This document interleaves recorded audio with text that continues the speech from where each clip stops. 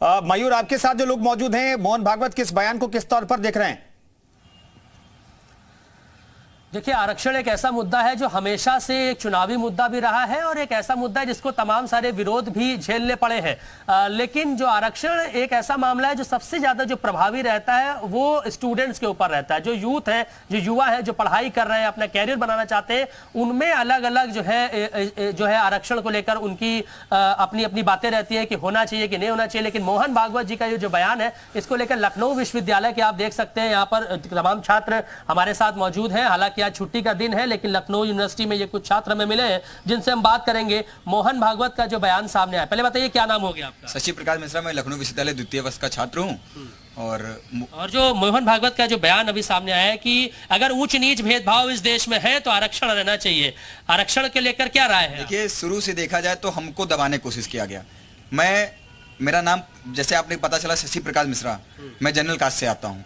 जो व्यक्ति कहना नहीं चाहिए, जो व्यक्ति 500 का फॉर्म भरता है, मैं 1000 का फॉर्म भरता हूँ। मेरे पिताजी किसान हैं, जैसे दशा उनकी वैसे दशा मेरी भी तो है। अगर ऊंच नीच का भाव देखा जाएगा तो हम कहाँ के रहे।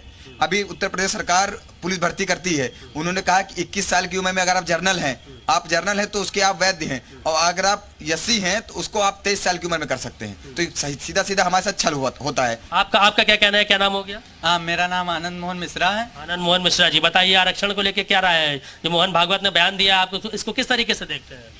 मेरी यही राय है कि आरक्षण गरीब को मिलना चाहिए, जात के हिसाब से ना हो, गरीबी और उसकी आर्थिक स्थिति के हिसाब से गरीब को मिलना चाहिए बस। आपकी क्या राय है? मेरा नाम रणवीर सिंह है, मैं अखिल भारतीय विद्यार्थी परिषद का सदस्य हूँ।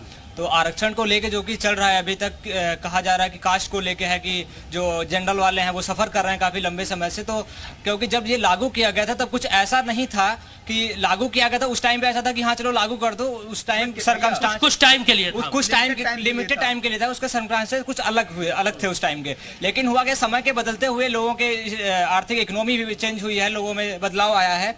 तो यानी कि आपको लगता है कि समय के अनुसार चीजें बदलनी चाहिए, तो आरक्षण होना चाहिए कि अब नहीं होना चाहिए, बताइए आप। देखिए, अब तो बिल्कुल आरक्षण नहीं होना चाहिए। देखिए, पहले जमाना था कि हाँ ऊंच नीच देखा जाता था, लेकिन अब जो नए जमाने के साथ बिल्कुल आरक्षण नहीं देना चाहिए। मैं भी जनरल से आता हूँ। आपका क्या नाम है, क्या राय हो गई आपकी? मैं सर फारिन पवार। क्या आपकी राय है इसको आरक्षण को लेकर? एक्चुअली मेरी तो ये है कि नहीं होना चाहिए, क्योंकि सबको इक्वल ट्रीट करना चाहिए। तो यही है मेरा। तो आप क्या कहना चाहेंगे? मैं कहना चाहूंगा भैया कि हम लोग हॉस्टल में बैठते हैं, हमारे साथ एससी बैठता है, ओबीसी बैठता है, जनरल बैठता है, एक थाली में खाना खाते हैं। तो भेदभाव कहाँ पैदा होता है?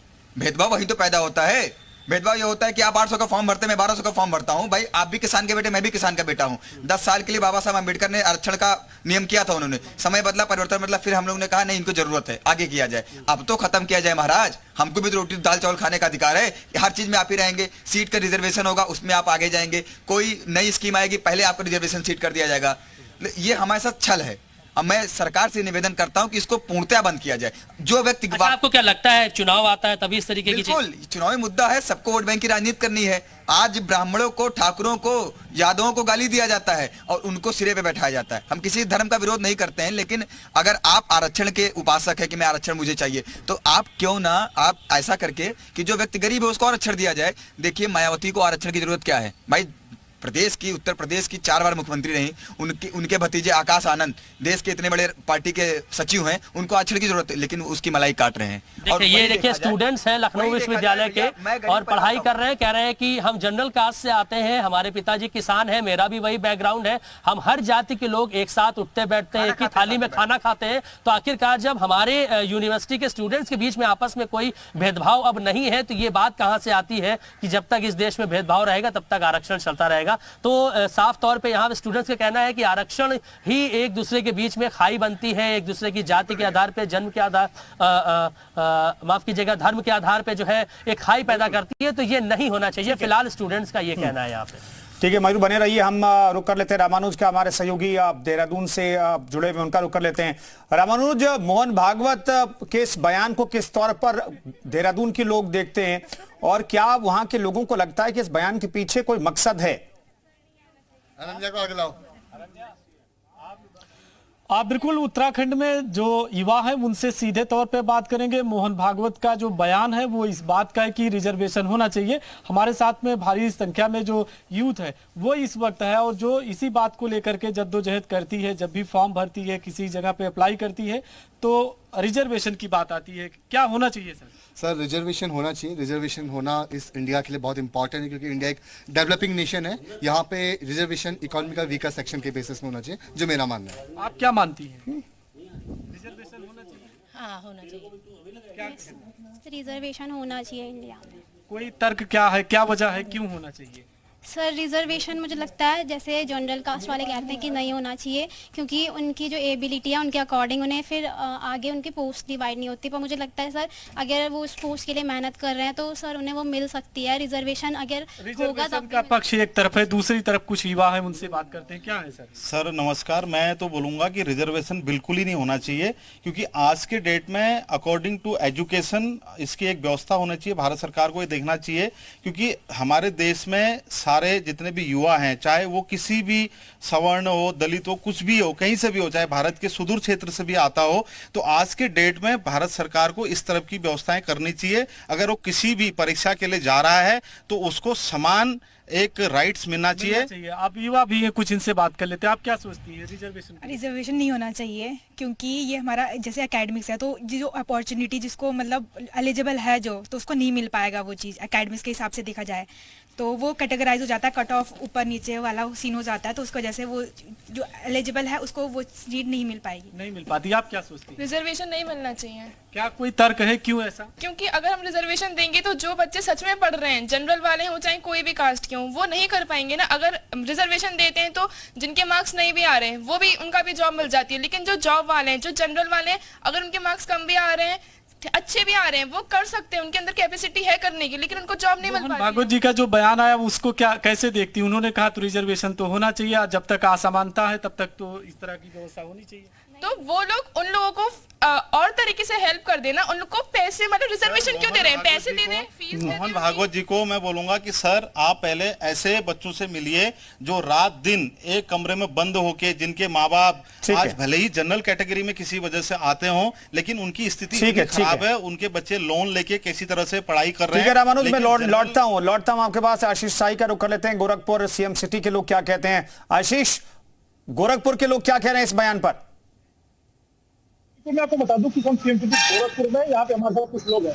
भाई साहब, मोहन भागवत जी का बयान आया है कि जब तक जात पात नहीं खत्म होगा तब तक रिजर्वेशन खत्म नहीं होना चाहिए। तो आप क्या कहना चाहेंगे? देखिए सर, ऐसा है कि जात पात खत्म होने की बात जो जहाँ तक जो भागवत जी कर रहे हैं, ये सब चुनावी जो है स्टंट है, जो है ये चुनावी स्टंट है। इसको जो है वो खत्म जो कर और नहीं पाएंगे। जो है ये क्यों नहीं, जो है धर्म की भी बात करते हैं, वो भी दूरियां मिटनी चाहिए और नफरत खत्म होना चाहिए। जात में अपने आप जो है खत्म हो जाएगा। जो है अगर दो समुदाय हिंदू मुसलमानों की नफरत खत्म होगी, जात भी खत्म होगी। बिल्कुल। भाई साहब, क्या नाम है आपका? मेरा नाम आदिल अमीन है। आदिल जी, जिस तरह से मोहन भागवत जी का बयान आ रहा है कि आरक्षण खत्म नहीं होना चाहिए जब तक जात पात ना खत्म हो जाए, क्या कहेंगे? आपसे हम ये सवाल करना चाहते हैं भाई साहब कि क्या मोहन भागवत जी क्या गलत कह रहे हैं? वो जो कह रहे हैं बहुत ही सही बात कह रहे हैं और देश के हित की बात वो कर रहे हैं। ये सभी को उनकी बातों को समझना चाहिए कि देश हित की बात है। क्या ये चुनावी स्टंट नहीं लग रहा आपको? 2024 का चुनावी स्टंट लग रहा है? देखिए, ये सब राजनीतिक वाली बात है, ये सिर्फ कोई भी बात नहीं है। मैंने आपको सबसे पहला वर्ड यही बोला है कि देश हित की बात कर रहे हैं मोहन भागवत जी, और मैं उनके समर्थन में हूँ। बिल्कुल। भाई साहब, आप क्या कहेंगे? जिस तरह से मोहन भागवत जी का बयान आ रहा है, आप क्या कहना चाहेंगे? देखिए, आरक्षण तो बिल्कुल बने रहना चाहिए। जब तक जो है दलित पिछड़े शोषितों के साथ जब तक जो है भेदभाव हो रहा है, जो लोग कह रहे हैं कि भेदभाव सब कम हो गया, वो अपने जेहन में झांक के देख ले। जब तक ये सामाजिक खाई नहीं पड़ती है तब तक आरक्षण रहना चाहिए। तो सही कहा उन्होंने, लेकिन ये चुनावी स्टंट है। इस समय 2024 के चुनाव को लेकर कहा जा रहा है इस समय।